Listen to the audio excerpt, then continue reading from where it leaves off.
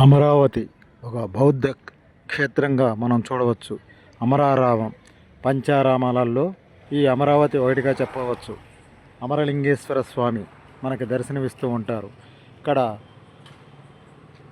శివలింగాకారం పెద్దదిగా కనిపిస్తుంది. పంచారామాలలో పెద్దదైన శివలింగాకారం మనం ఈ క్షేత్రంలో చూడవచ్చు.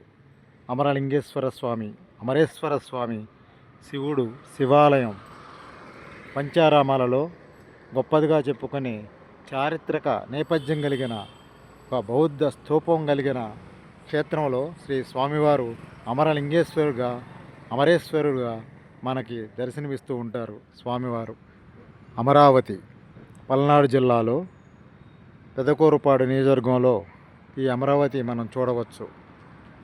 ఎన్నో బౌద్ధ క్షేత్రాలు, శిల్పాలు కనిపిస్తూ ఉంటాయి. అమరేశ్వర స్వామి అమరావతి.